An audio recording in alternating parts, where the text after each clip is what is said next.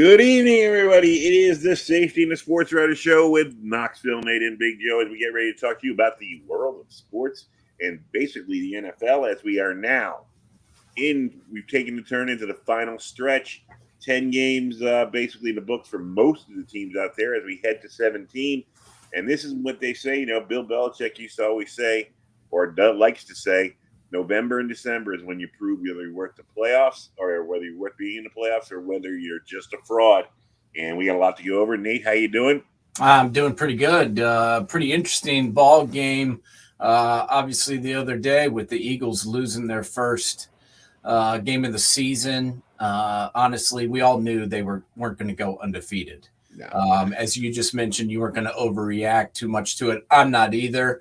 But let's be honest, man, this wasn't the same Eagles team without their rookie defensive tackle who's on IR, Jordan Davis, and also Marlon Tupelatutu also joined him on injured reserve.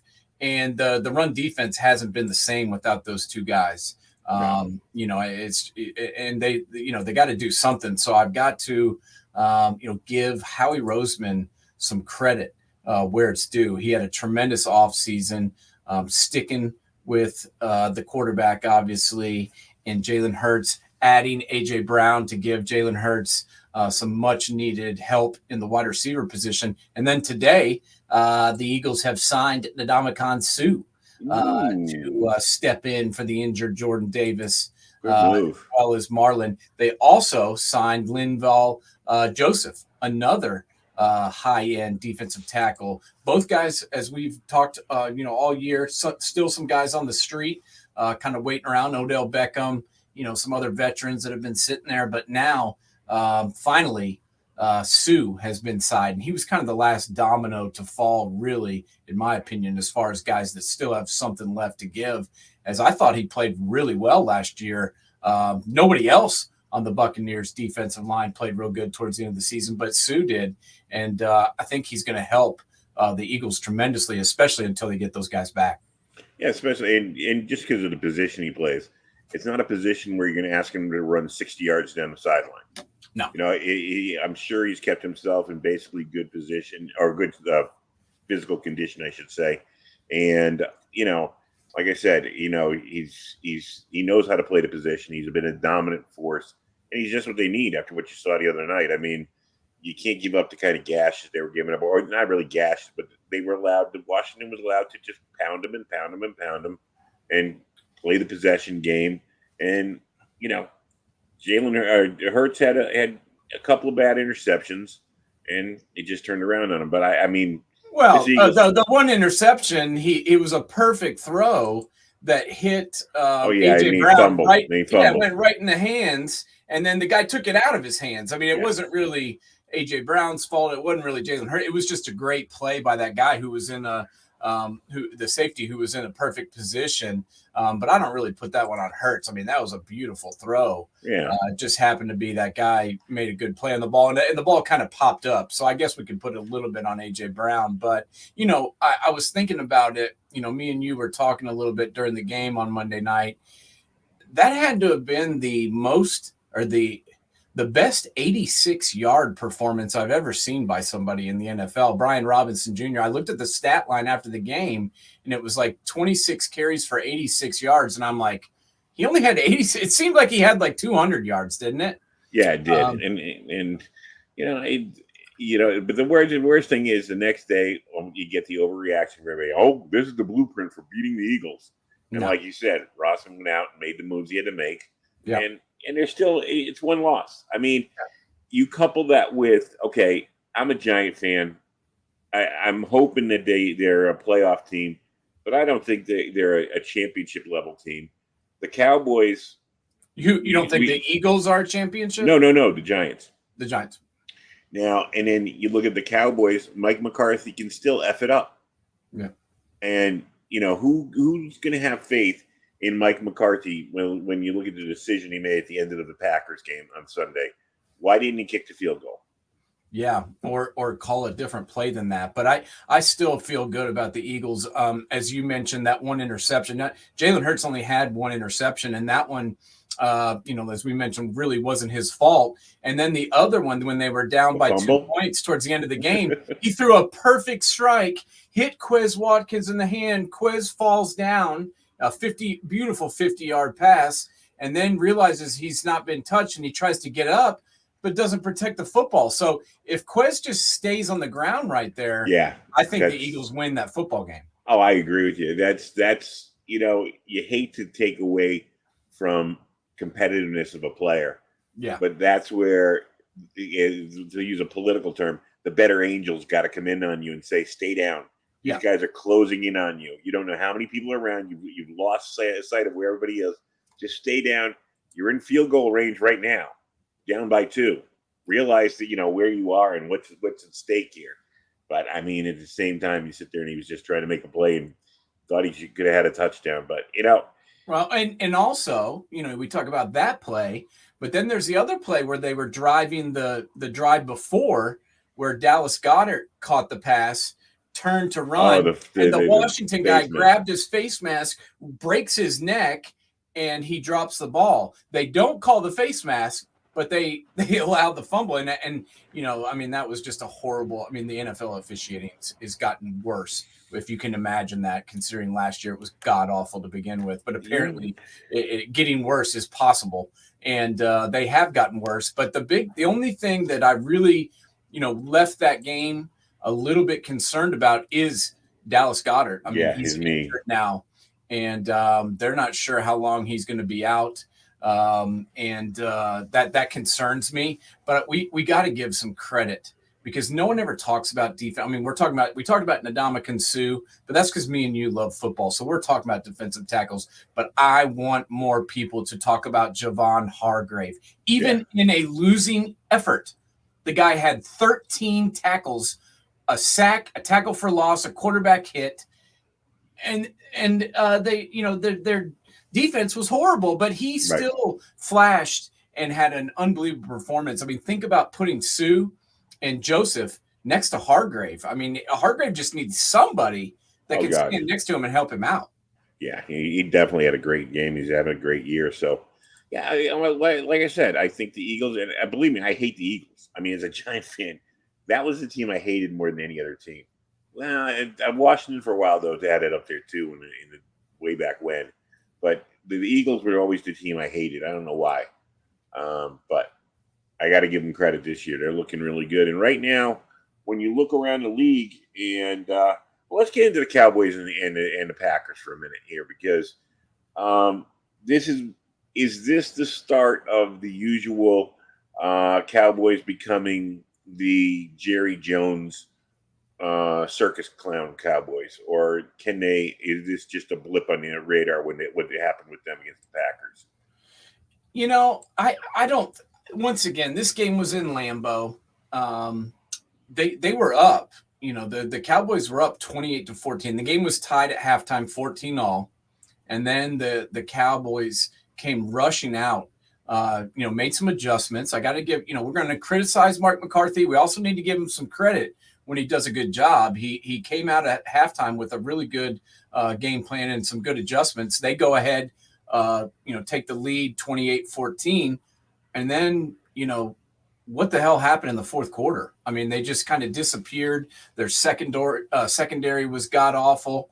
And it just seemed like they kind of went away from what was working. As you mentioned, he made some questionable calls down the stretch. Dak Prescott turned the ball over a couple of times. That wasn't good. But I'm not ready to write the Cowboys off just yet. They're 6-3. That's a pretty good record. They've had a pretty, decent schedule. But I will say I'm concerned about their run defense. That you're giving up over 200 yards rushing when you knew that Green Bay was going to run the football. That's not a good sign. And that's why I really thought the Cowboys should have been the ones that signed Ndamukong Suh. In fact, I thought they were going to because they need some help up front. Yeah, they're too worried about whether they should have signed OBJ or not. The one thing, I don't know if you heard the stat that before that game, The Dallas Cowboys win leading by 14 points going into the final quarter. Were 195-0 in their history. Wow. 195-0 in there, going back to 1962. And remember, in like the early years, Dallas sucked, and they were 195-0 when they led by 14 points in the fourth quarter. Wow. That I did not know that stat, but everybody's been hopping on that stat up here all week long. So leave it to old Coach McCarthy. I mean, I don't understand why he has so much trouble at the end of games, but it seems like he just kind of sits over there and gets all fat and excited and doesn't know what to do, and it didn't look good at the end of the game. Well, I think and I'm not going to psychoanalyze the guy. I've never met him. But I do think that, early in his career, he had Aaron Rodgers, and Aaron Rodgers was the kind of guy who could pull your ass out of a fire from anywhere. When Aaron Rodgers was young, and he still has that ability right now too, but I mean, especially when he was young, I mean, he made a habit of pulling them out of a problem. So, I mean, I remember a couple of Giant games and a couple of Jet games where he won in the fourth quarter, and you were like, okay.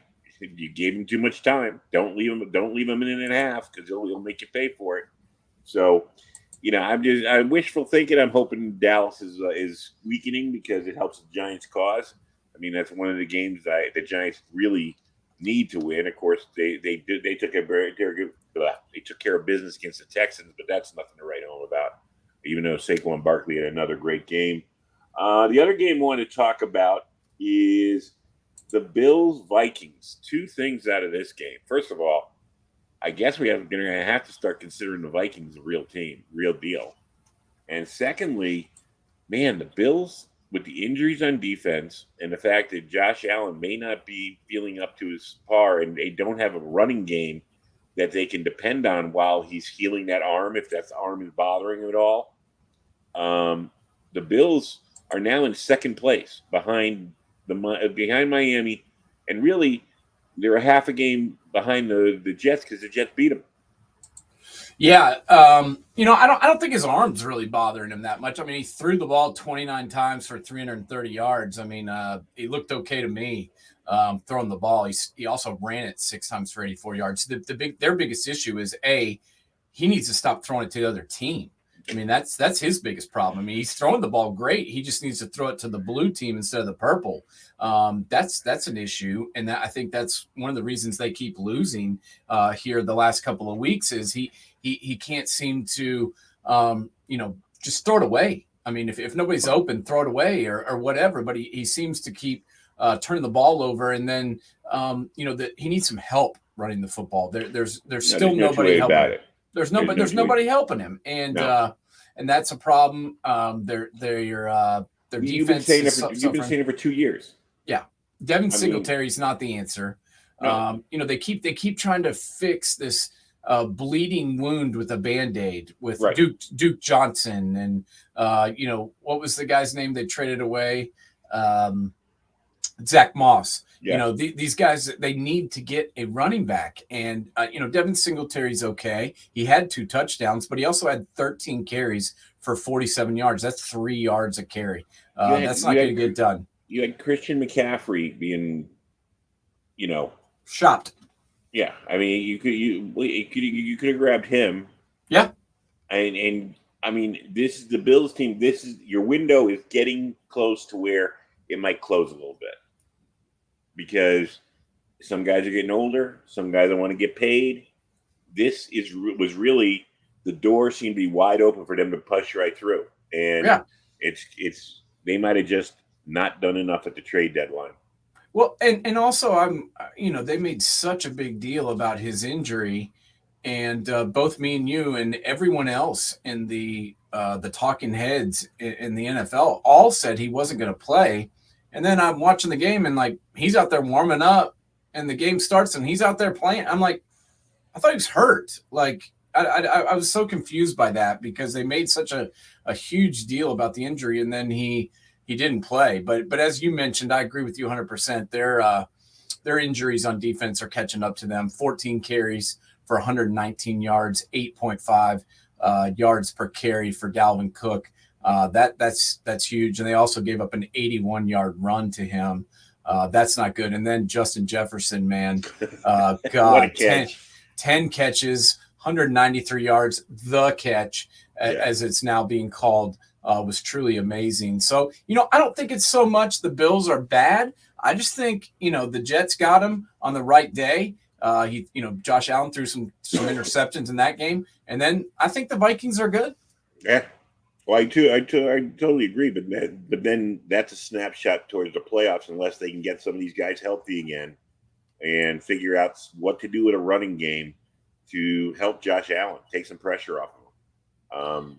They've got 7 games to figure it out, and they're still a very good team. Yeah, it's just that now they're at a place they didn't think they were going to be, behind Miami and tied with the Jets.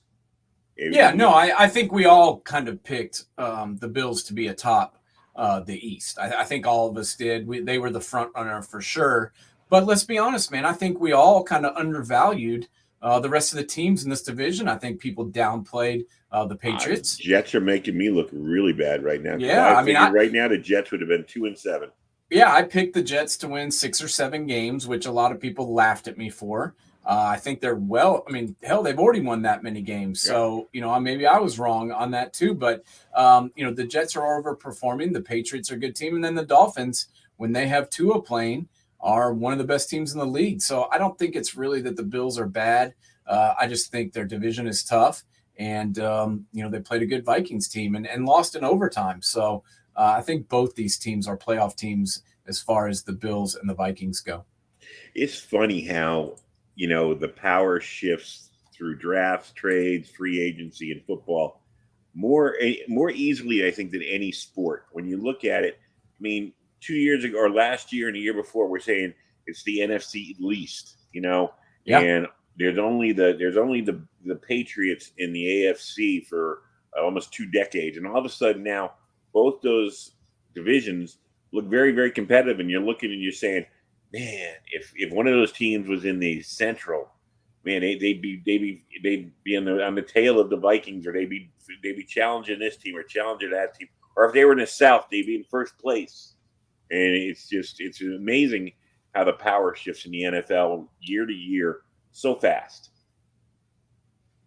But anyways, to go on with what other things we're going to get to, I'm going to pull up the NFL playoff picture and start looking down at who we think is real and who we think is frauds. I did want to touch on that one other game here before we move on. One in particular is the Lions and the Bears game. The Bears, as I mentioned before the year, they don't give Justin Fields any help, and yet he still got them going out there and averaging almost 32, 33 points a game. But now they can't stop anybody because they traded away their best player on the whole team, Roquan Smith, and Robert Quinn. If they just had a little foresight and a little patience, 3 weeks. That's all they needed to do was hold on to them for 3 weeks. And yes, you're right. It would have been a different story. Yeah, that's what I'm saying, though. Like, they don't give him any help. They're like, oh, next year's our year. We've got so much cap room becoming available. We're going to really, break the moon next year with our free agent signings. We're just going to hold on till then. So, I'm like, all right, they're not going to give him any help, but they still have a pretty good defense. And Justin, is really starting to come around. Maybe he can make something happen. Well, he is. But they gave away their whole defense. And I'm just like, how do you sit there and look at your players in the eye and tell them that you're trying to win games when Justin has no help and that you gave away the best 2 players on defense? I just think it's a bad look by their organization when, they're supposed to be trying to win games. And that's a stupid theory.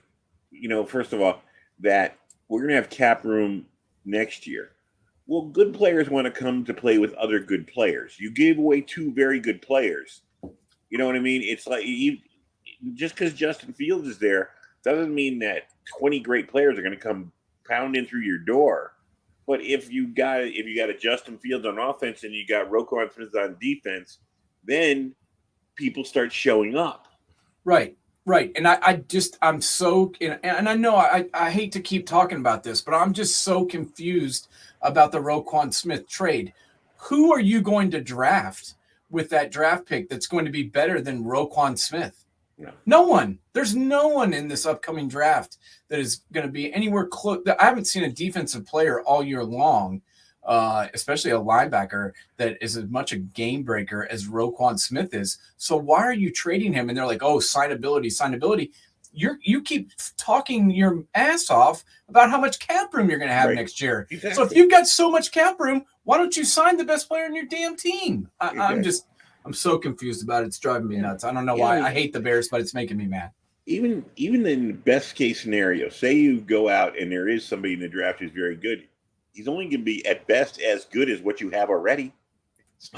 It's not like you're going to be better. That's the whole thing. You're not going to prove. There's nowhere to go up. You had already the answer, and now you made it into a question. That's stupid. And Roquan Smith is in his third season. I mean, he's a young guy. He's a building piece. I mean, the Ravens are going to build around him. Why the hell couldn't you build around him? I just, I get it that he was having the contract thing and all that. That was over, though.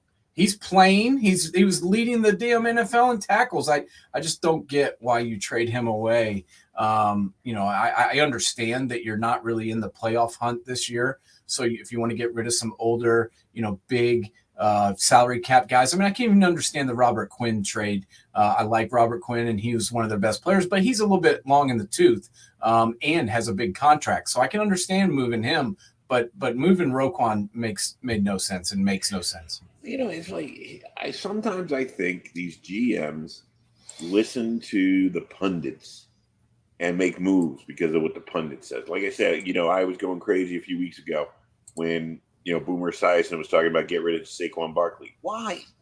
I understand it. The Giants may not be able to sign him. But Brian Daboll is supposed to win games. You're supposed to win as many games as possible. Stop this playing for draft choices.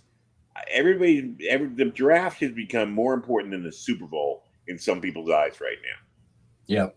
And you just win as many games as you can, and then worry about you add pieces as you add pieces. I mean, we've already seen how much coaching means in football.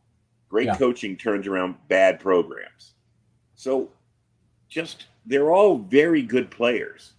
They all played at high levels, at great schools across America in college. Some just need to be coached more. I agree. And see how they work out. But it drives you crazy. Now, like I said, everybody turns into, well, if we trade this guy or whatever. It's like, shut up. We need some draft capital so we can draft some guy that's going to play for 6 games and then we're going to cut. Like all the Raiders. Look at all the Raiders first-round draft picks. They did all – remember Mayock did all that, made all those moves to get all those first-round draft picks, and one of them is still on the damn roster. I mean, what a joke. And we were just talking about the Buffalo Bills a moment ago and what their season's going to look like. Well, they were predicted to have 48 inches of snow this weekend. Yeah. And just announced a couple of minutes ago they're moving to Detroit. The game. Yeah, to Detroit. So that no longer a Bills home game, I guess, because Cleveland is not that far from Detroit. And I bet there'll be a lot of Browns games hitting that up at the Detroit field house. But there's a flip side of that coin. I think the Bills play the Lions on Thanksgiving Day. So they're basically don't have to, on a short week, they're going to already be in Detroit. So that is true. They are playing Detroit on Thanksgiving. So I mean, they were gonna kick Detroit's ass anyway, though. Yeah, but at least you don't have to worry about moving them or whatever. Your staff is there, everything. You stay in the same hotel. Boom, it's done. Yeah. All right, let's look in the playoff hunt right now. I think the two of us agree. Chiefs, Eagles, Vikings, safe bets right now. Chiefs, Eagles, Vikings. I like all of those teams to at least make the playoffs for sure. Okay, let's take a look. We got. In the AFC East right now, the number 2 seed would be the Dolphins, the number 5 seed would be the Jets, and the number 6 seed would be the Bills, and the number 7 seed would be the Patriots. So they got if the season ended today, all 4 teams would be in. Yeah. I think they all should be. I mean, think about we're so used to the AFC North being such a power, and with Ben Roethlisberger's retirement, and some of the other players, getting long in the tooth, and their offensive line struggles. The Steelers are no bueno. The Bengals are kind of doing what we thought they would do. The Browns are the Browns. And so, there's three teams kind of out of the mix. And then the AFC South is just garbage, which we knew it was going to be. And then the AFC West has kind of surprised us with those teams. So, yeah, I mean, put all the AFC East teams in. I think as you said, right now, they deserve it. All right. So then we know the Titans are class of that division right now. Although, what did you think while we're thinking about it? I mean, my God, can Vegas get any lower, losing to the Colts? I mean, that was ridiculous. They should fire Josh McDaniels immediately for losing to a guy who'd been, with the franchise for all of 4 days. Yeah. That's embarrassing, and that was embarrassing. And taking Matt Ryan off the scrap heap and what did they do? They ran Taylor. Oh my God. Yeah. Well, This is what I think is hilarious is, this is a telltale sign that, Pill Popper, Jim Irsay, he wanted Frank Reich gone. I don't know what the reason was, but he wanted him gone. He comes out, the kicker misses a kick the first week or misses a couple kicks the first week. He fires the kicker. A couple weeks later, he announces that they're no longer playing Matt Ryan, who he handpicked to bring in, but he tells Frank Reich he can't play Matt Ryan anymore. Then he fires Frank Reich's offensive coordinator. And then, they lose a couple of games in a row because he has to start Sam Ellinger because that's what he's been told. And then they lose 2 straight games. Then he fires Frank Reich. Then he brings in Jeff Saturday, his buddy. And then all of a sudden, Matt Ryan's allowed to play again. I'm just like, what is going on, man? I'm like, this is such a shit show. It is. So, I mean, that was, and then the embarrassment for the Raiders. I mean, I really felt sorry for Derek Carr when you saw him crying basically at the podium. He deserves better than he's getting. And now you look back, and let's get this another thing to bring up. I mean, you had the special teams coach who takes over as head coach last year, inspires a team that was falling apart between Gruden, between Ruggs, between everything else that had gone wrong last year. They're falling apart. He gets them together. He gets them to the playoffs and is not given a chance to come back. This is where you look at the people who run today's NFL and you go, what are you thinking about? It's like, and not to beat an old horse, because I mean, whatever happens. But I mean, what's Steve Wilkes doing down in Carolina with his quarterbacks? I understand PJ Walker is hurt right now. You and I talked about this last week, going, how can you start this kid when you're paying Baker Mayfield $17 million and is a better option right now? He might not be the best quarterback, but he's a better option than PJ Walker. And now you got Baker Mayfield in the starting, but Steve Wilkes is already saying that Sam Darnold's going to get some playing time. It's like, what are you doing? You're auditioning for a job you're never going to have. I don't get it. I really don't get what this guy's doing down there. I don't either. But I mean, to your other point, Rich Bisaccia takes over when the whole John Gruden scandal goes down. Not only that, but there were several other things that happened last year. People are forgetting and not even mentioning Henry Ruggs gets in the accident, kills the woman and her dog in Las Vegas going 140 miles an hour in a neighborhood, drunk as shit. And that obviously affects the team. Their starting wide receivers, going to jail potentially for a number of years. That was a big deal. Then Damon Arnett, my boy from Ohio State, makes a video with him and a bunch of guns, talks about shooting people. He gets released, who was one of their starting corners. And just the whole season was a mess. And Bisaccia gets the team to rally behind him, leads them to the playoffs, and they say, no, thank you, Rich. We don't want, you've put in the work. You've been a coach in this league. We want a high profile guy. Yeah, we want to go out and get somebody who's going to, take us to the next level. i.e., we're going to go get Josh McDaniels, who's already been a head coach and sucked. We're going to bring him in and see if he can destroy what you built. And that's exactly what's happened. And so now, you got your boy, Josh McDaniels, who's coming in and losing to a man who's never coached an NFL game at any level in his entire life. And I just think that goes to show you what the Raiders are all about in their front office. Yeah, I'm just saying the new wave of owners in the NFL have you scratching your head going, what the hell? It's kind of like these, somebody who just, I made $1 billion. I want to be one of the boys now. And it just doesn't work.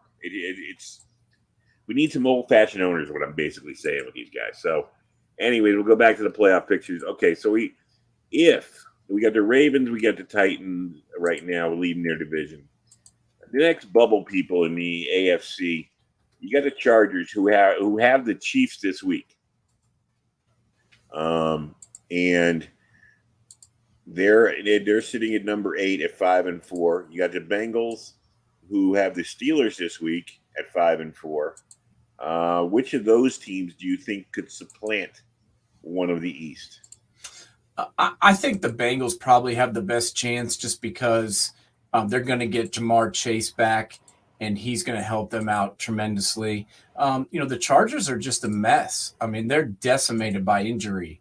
Everybody's like, what's wrong with Josh, with Justin Herbert? I'm like, nothing's wrong with Justin Herbert. I'm like, he has no one to throw the football to. Keenan Allen hasn't really played all year. Mike Williams, who they just signed to that huge contract, he's been in and out of the lineup over and over again and not really playing a whole bunch. Gerald Everett, the tight end they brought in from the Rams, he's been banged up. And so, who is it that you want Justin to hit with the passes? I mean, there's just nobody for the Chargers to really make any plays. And we saw that in the game this week. I mean, they had opportunities to win that football game. I mean, over and over and over again, the Niners would go 3 and out down the stretch. They kept stalling on offense, and then the Chargers would get the ball and just be able to do nothing. So I just don't really have any belief in them right now because their offensive line's horrible and they have no skill players to speak of. So I definitely think the Bengals are probably in the best shape just because of A, their health, and then B, the rest of their schedule. I mean, they're going to get to have a pretty favorable outlook for the rest of their season. All right, let's go over to the NFC now. We've already said can I ask you one question? Sure. Got a good question for you here. Okay. Irsay, obviously, we just mentioned it. He wanted Frank Reich out of there. Did he cost his team the playoffs by wanting to get Frank Reich out? Could be. They're sitting 4-5-1. They're right on the cusp. That's what I'm saying. What if they won? What if he left Matt Ryan out there? He quit, firing coaches and acting like an idiot, and they win one or both of those 2 games. They're tied for first place. Well, I mean, the whole thing with the Colts situation is, and we talked about it last week. I mean, Frank Reich, as we said last week, he's been given how many different. The Andrew Luck thing threw him into flux. We understand that. He's been given how many quarterbacks, and now he was given another quarterback, maybe a little bit too late, in Matt Ryan. He could have gone to Nick Foles and given him a chance to rally the troops. So I'm not going to absolve Reich of all the guilty stuff here. But this wasn't any of that was none of his idea. It wasn't his idea to bench Matt Ryan and put Sam Ehlinger in. And that's the thing. If let's say they were tired of Matt Ryan, they both, the coach and the owner both thought Matt Ryan was done. They didn't want to see his ass anymore. Well, if you want to win, don't you put in the guy that's won the Super Bowl and was the Super Bowl MVP as opposed to the running back from Texas? I mean, we said it at the time. I don't know. He's talking about the credibility of Dan Snyder and how he's a black eye for the league, and then he's out there trying to lose games so he can fire his coach. I mean, how is that? He's the other black guy. Exactly. How is that shining the NFL shield? It's really not. So maybe he should shut up. No, he should. He should. Well, it's like, like I said, the new wave of owners in the freaking NFL and in most sports is hire people that know how to run teams and let them run the team. Yeah. And but I don't know. I don't want to say Frank Reich could have stood up to him. But Frank Reich, if I'd like to think it was a Bill Parcells or one of these other, but Bill Parcells is a bad example because he has the pelts on the wall, shall we say? Yeah. But if I'm going to go down, and actually Bill Parcells did this early in his career. He had a 3-12-1 season his first year, or it was like a 3-11-1, whatever. And he sat there and he said to himself, "Well, if I'm going to lose my job anyways, I'm going to do it my way." Well, that's what I heard that Frank Reich did. I think what I heard was he went and had a meeting with him and said, "Listen, if you want me to be the coach here, I need to be able to play the guys that are going to help me win. So why do I have to start Sam Ehlinger? If you want me to be the coach, I need to be able to start Matt Ryan now that he's healthy. He's the one that gives me the best chance to win." And then they got in a big fight, and then he fired him. And I from what I hear, Frank Reich was happy to leave that building. And I'm sure. I don't blame him. I'm sure Frank Reich, he's well respected around the league. He'll get another job. He'll be an offensive coordinator next year. Yeah, somewhere. I guarantee it. But it is what it is. Like I said, these billionaires, you wonder how they got their billions. Yeah, well, I don't. His dad gave it to him. Yeah, Irsay for sure. Yeah. All right, let's look at the NFC as we speak right now. Of course, we like the Eagles. We like the Vikings for what they've done so far. Seahawks, who right now are the fourth seed, but the 49ers are sitting there in the 7th seed. The Seahawks are the 3rd seed actually, and the 49ers are the 7th seed. What did we think about what we saw about the Seahawks over there in Germany? I honestly feel a little bit more comfortable right now with the Niners than I do the Seahawks. And I don't know why.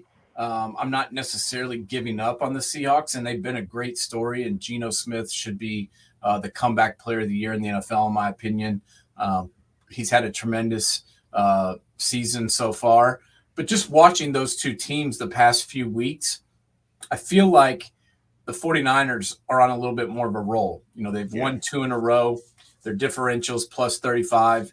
They went out and made the moves they needed to make to make themselves, to cushion themselves for the playoff run. They're getting some guys on defense healthy. I mean, nothing about their offense really makes you scared. Nothing. You don't watch the 49ers play offense and are like, wow, they could play the Chiefs and beat them with that offense. You don't really think that, but you watch that defense play and you're like, wow, these guys are legit, man. I mean, now that Nick Bosa's back on the field, he's a difference maker. Even on the opposite side of Buckham is really wrecking some havoc and playing really good football as well. You've got those awesome linebackers and Dre Greenlaw and Fred Warner. And then I like their secondary too. So I really like the Niners defense, and that's what makes me like that team a little bit more. Adding Christian McCaffrey and getting Elijah Mitchell back on offense. I was about to say, yeah. That's huge. Plus, you can hand it to Debo. So you got 3 guys you can run the football with, and we know how Shanahan loves to run the ball. And George Kittle's healthy too. So I really like the Niners right now, and I feel like they're a team that's poised to make a run here at the end of the season. And don't overlook Ayuk. He's been playing great football the last couple of weeks. In fact, he was one of the main reasons they were able to beat the Chargers the other night. He had some big catches in that game, and I think he's kind of not really talked about for some reason. I guess I don't know why, but he had 6 catches for 84 yards and really came up big. And also, the kid from down the street over here, Juwan Jennings, he only had 4 catches for 40 yards. But 3 of those 4 catches were for first downs as they were trying to close the game out. Well, as you see, that's the whole thing. With Kansas City, they said, what are they going to do without Hill this year? And they find different players. As Pat Mahomes said, we're gonna use everybody. We're gonna use, it could be this guy one week, it could be that guy that week. We're just gonna spread it around. We're gonna make it that way. So sometimes there's addition by subtraction. You open up more things, but in this case, getting McCaffrey it gives them a world to play with. Because I mean, you can use him in a number of different ways.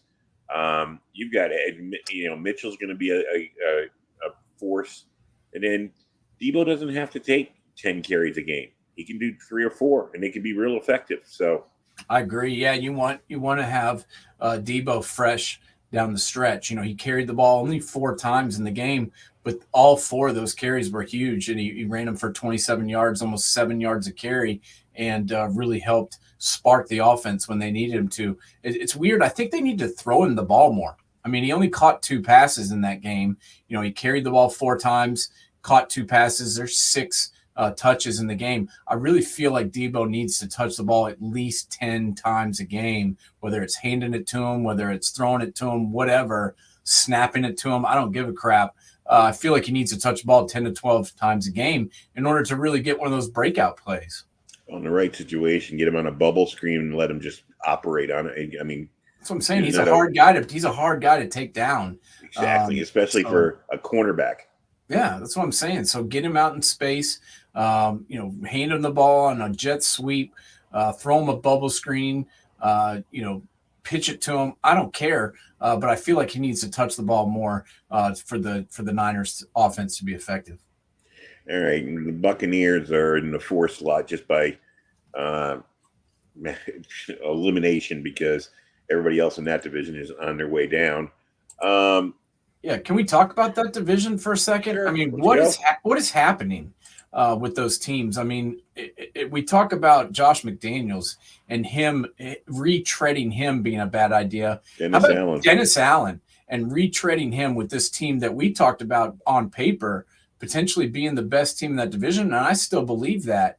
But here we are, losing 2 games in a row. They're 2-4 in the conference right now, 3-7 overall. He's still running the red water pistol out there because he's the better option, yet he throws 2 to 3 interceptions a game. I don't get it as to why we're not seeing Jameis Winston, or if you don't like Jameis, or if Jameis is still not healthy, put Taysom Hill at quarterback. At least Taysom Hill doesn't throw it to the opposition every single time he throws the ball downfield. I don't understand what the idea is, what the game plan is in New Orleans right now, because they're going the wrong direction, and this is a team that's got a lot of weapons on offense. Well, the thing about this is it adds to the Brian Flores argument. Yeah, Dennis Allen failed with the Raiders. Failed badly. Miserably, yeah. And you had Brian Flores sitting out there that you could have hired, who was let go, and you and I both said, what the hell are you doing? Yes, even though it's worked out well for Miami this way, but it still didn't take away from what Brian Flores accomplished in Miami was not a lot of great players. And if you gave him this New Orleans team, I'm sure they'd be better than they are with Dennis Allen. Oh, guaranteed. I mean, that's the whole thing is Dennis Allen is a defensive coordinator by trade, and their defense has gotten worse this year. So it's like, what the hell? Now, granted, they have had some injuries, but so does every team. I don't want to hear excuses about injuries. I want to see what you do with the players that you've got, and that defense, which was the stalwart of their team last year, and even when the offense struggled, the defense carried that team to victories. And this year is just like, the defense isn't that great. And I'm like, how does this defensive coordinator cause this, good defensive team to get worse? I think it's a joke. Yeah. And then Atlanta's overachieved a little bit, but as you said, Mariota, the more you see him, the more you're going to see the warts. You're going to see what he can't do. And, it's starting to show up as the season goes on. People are figuring out how they have to defend him, and they don't have a lot of weapons down there in Atlanta. So I think their coach is good. They just got to get a better quarterback, and they got to start, using their draft wisely and bringing some players. It would, I think a lot of people would like to go play in Atlanta, and with Smith down there as a coach, it wouldn't take more than a handful of players to make them competitive in that division. Yeah, no, I agree. And, with the way things have gone the last couple of weeks, I wouldn't be surprised if they potentially try out the rookie here in the next few games. I mean, Desmond Ridder, yes, he's a rookie, but I mean, he played for Cincinnati for 5 years. Yeah. This isn't like a guy who, is Mitchell Trubisky style and played in 12 games. I mean, he started for the Bearcats for 4 or 5 seasons. He's a pretty seasoned young player. And, think about it. They're 4-6 and they've lost 2 in a row. So this team, I think, is definitely overachieving based on the talent they have. But with the division the way it is, I think you've got to do something to try and turn this thing around before you're too far deep. And the thing I like about Desmond Ridder, as you said, in Cincinnati, it wasn't like he was sitting on the sideline. And not to belittle, Tua's turning out to be a great player, or has been a great player this year. But the fact of the matter is, when he was playing in Alabama, he never used to have to play in the second half. It could be the same thing we're seeing with the Baker Mayfields and those guys that played on these big teams. Is they don't see everything, whereas Desmond Ridder has seen everything because he's had to play deep into games. So yeah, he should be a good option.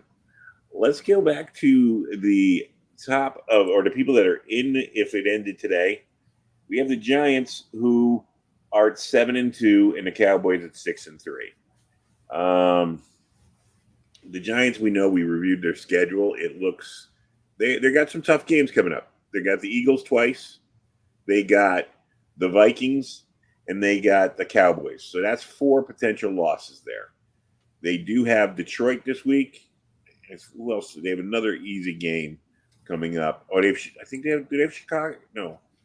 Who, the Giants? Yeah. They play Detroit this week. Then they play Cowboys. The Cowboys, and then they play the Commanders before they play the Eagles. So, I think they can easily win 2 out of those 3 games. And honestly, I could see them winning all 3. I mean, this is not your last year's Giants. I mean, this team is much better than they were last year. And I think Brian Daboll's got these guys believing that they can win. And that's half the battle right there, as G.I. Joe would say. Exactly. With the same roster last year. Same. And they're a playoff team. Right.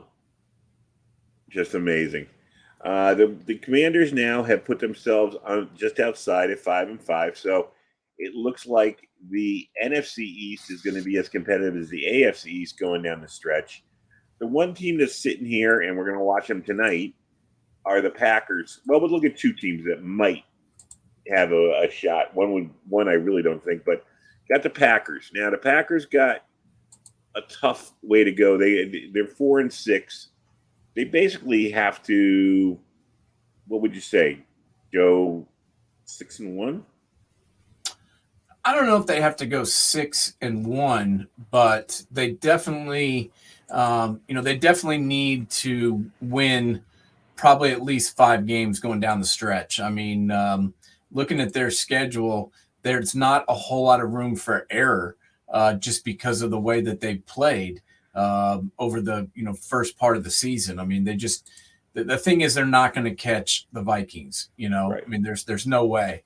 But their schedule gets somewhat easier after this Eagles game. They got the Titans tonight, then they play the Eagles next week, and then things get a little bit easier. They play the Bears, they play the Rams. Both those teams are definitely ready to get beat another time. But then they play the Dolphins and the Vikings. So they've got to beat at least one of those teams, I think, maybe both of them to stay in this race. But they do end the season against the Lions. So really, those are the 2 games that I'm looking at on top of the Eagles and the Titans. They got Eagles, Titans, and then Dolphins, Vikings. They got to win 3 of those 4, don't you think? Yes, I do. I mean, easily. They have to. They've already lost as many games as they can possibly stand to lose. And the issue, looking at the game tonight, is they're out their middle linebacker and their signal caller, Devondre Campbell. He's not going to play. Romeo Dobbs, one of their young wide receivers who's looked good, he's out.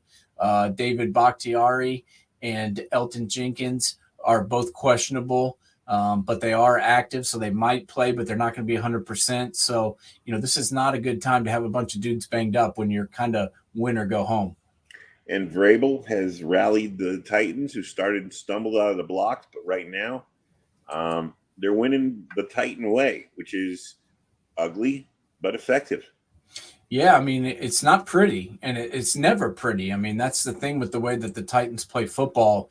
It's not like watching the Chiefs. I mean, you saw the game when they played the Chiefs the other week there, last week. They had them beat, and they had a guy who couldn't throw the ball more than 20 yards down the field, and they still had a very good opportunity to win that game. In fact, if the Chiefs don't get that 2-point conversion as time expires, they probably win that football game. So I think you got to give a lot of credit to the coach here and what he's done. The issue that I've got right now with the Titans is just like a bunch of the other teams, they are banged up too. Mm-hmm. Yeah, they are. But Bud Dupree's not playing tonight.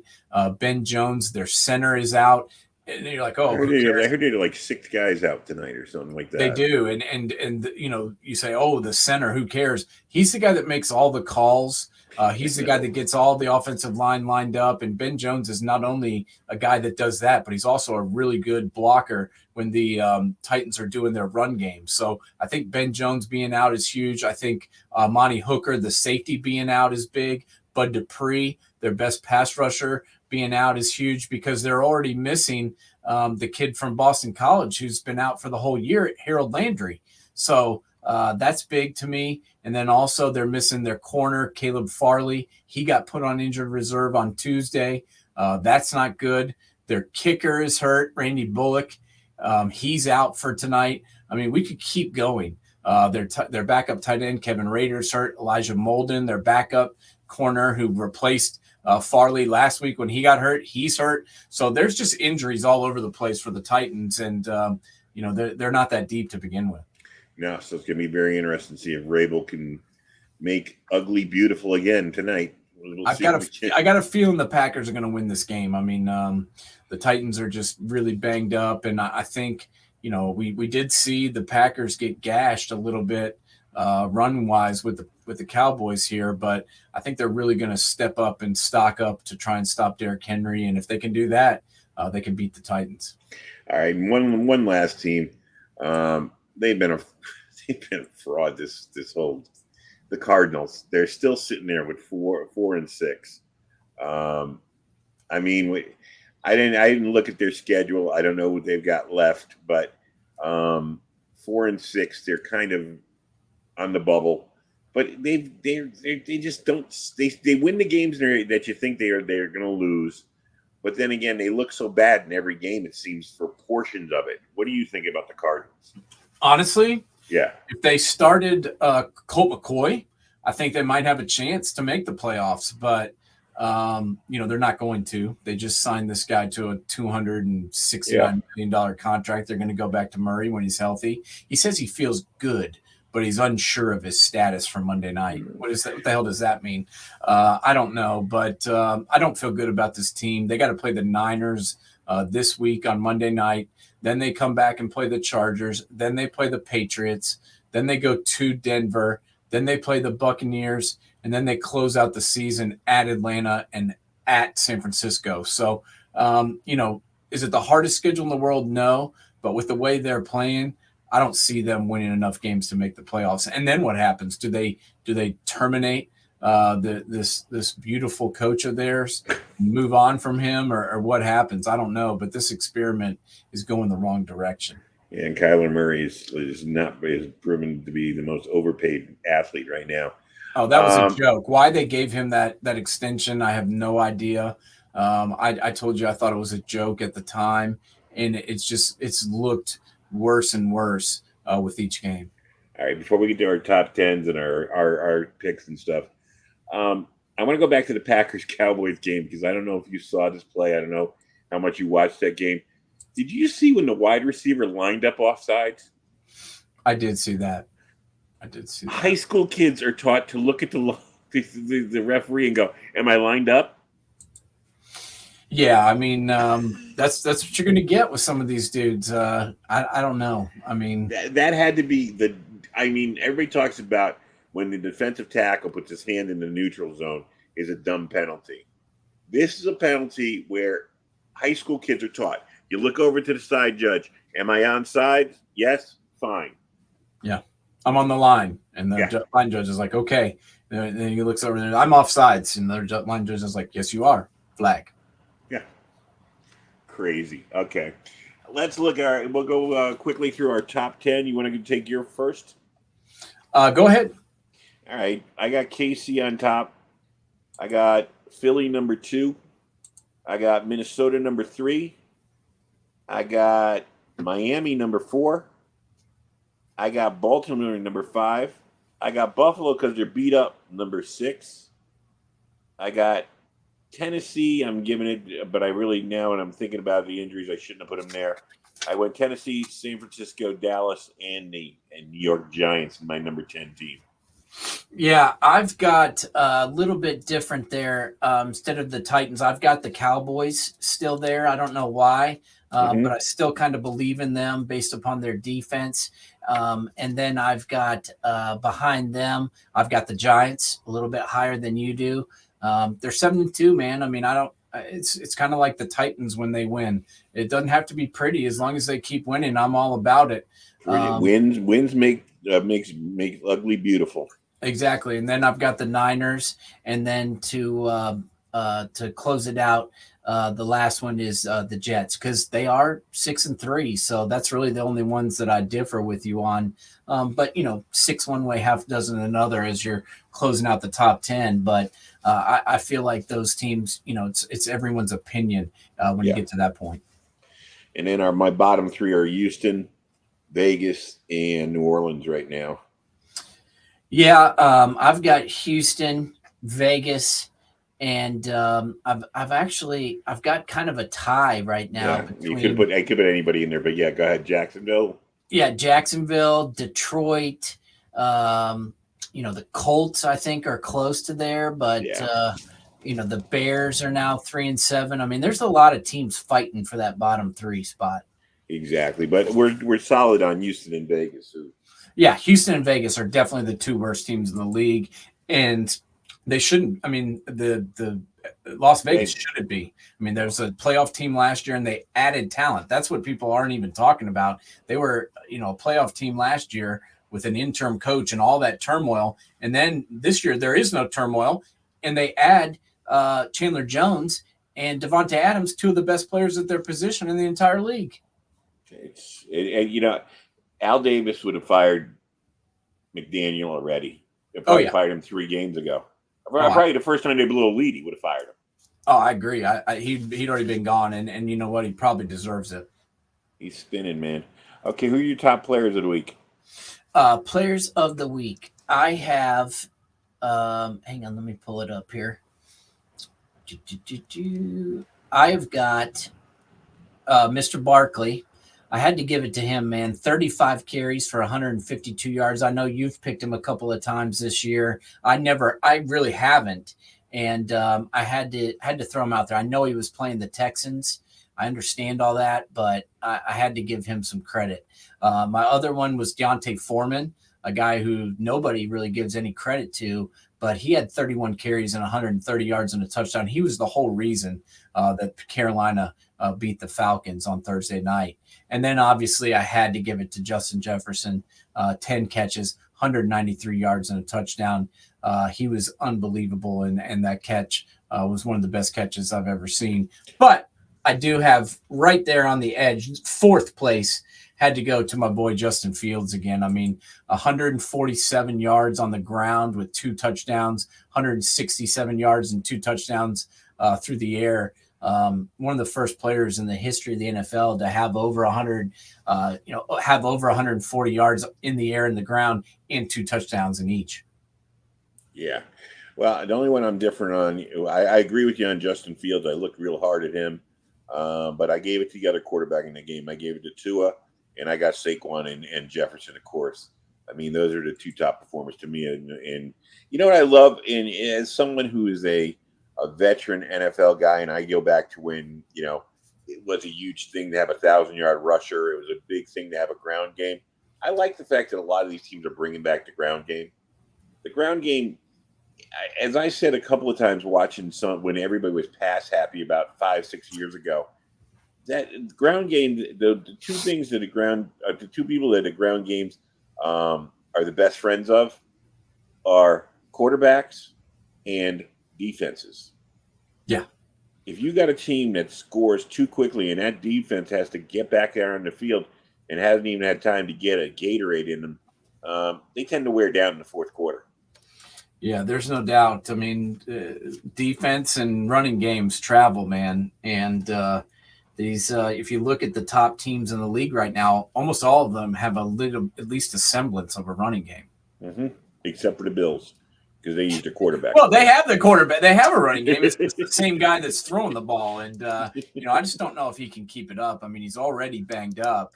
And then, he has to get every yard as well. I don't know about all that. I told you last week, I every time I look at him, I see a little Burt Jones in him. And Burt Jones didn't have to be like that because he had a great running back in Lydell Mitchell. But that recklessness with your body, it catches up with you as a quarterback. Can't be, leaping over guys and falling on your shoulders and, that kind of stuff. It just doesn't work. Randall Cunningham, those kind of guys. Eventually, it catches up with you. Yeah, right, there's no doubt. 2-1 last week I was, and now I'm at 17-13 for the year. Yes, I was. Let me pull up my list here.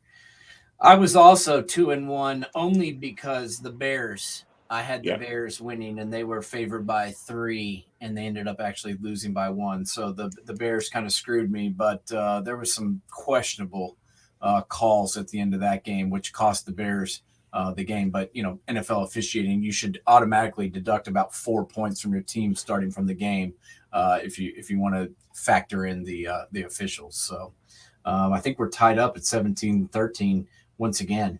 All right. Well, we got a horse race. Okay, my picks this week. I'm taking Washington, giving 3 to Houston. I'm taking Cincinnati, giving 4 to Pittsburgh. And this is the one I looked really deep and hard at, but this could come back and bite me. It's either they're the new Jets or the old Jets. I'm going with the Pats over the Jets up there in Foxborough, giving 3.5 to the Jets. You think that the Pats are going to win again? Mm-hmm. Oh wow, yeah. Well, they've won what, 12 in a row? 13 in a row. Yeah. So you think they're going for 14? I think so. Okay. All right. Well, I'm with you on the Commanders. I've got them. They're 3-point favorites over the Texans. They've looked good the last couple of weeks. I can't believe I'm saying it, but they've looked pretty good, and I feel like the Texans are about to start giving up as well. They should. They suck. Davis Mills is a freaking joke, and why they felt like they could start the season with that guy and started pushing like he was some prospect to me is laughable. But I got the Commanders. Pretty much anybody who plays the Texans, you might as well just pick against them. I've also got the Bears, as Atlanta is favored by 3 points at home. And I think, Justin Fields has proven that he can put up points, and I don't think Marcus Mariota can. So I'm taking the Bears in that one. And then lastly, the Cowboys are favored by 1.5 over the Vikings. So I'm taking the Vikings in that one with the points. Nice. All right, what do we got on man coverage this week? We got a huge show, one of the greatest shows we've probably ever had. We're doing big-time guest heavy. We're going to invite Demetrius Knox, the former number 2 rated offensive lineman in the country, played for 4 years on the Ohio State Buckeyes, won a national championship, was all Big Ten offensive guard, played for the Seattle Seahawks. And now he is coaching at All Saints Episcopal in Fort Worth. He's going to be on the show to give us his Big Ten breakdown, kind of preview the game, break down what happens with Michigan and Illinois and also Ohio State and Maryland. And then we're going to have the father of the spread, the inventor of the spread, Coach Tony Franklin, is going to join us. Used to be the offensive coordinator for Cal and groomed Jared Goff to be the number 1 pick in the NFL draft. He was also at Auburn, also was the offensive coordinator at MTSU. He's been all over the place. He gets paid to talk about football.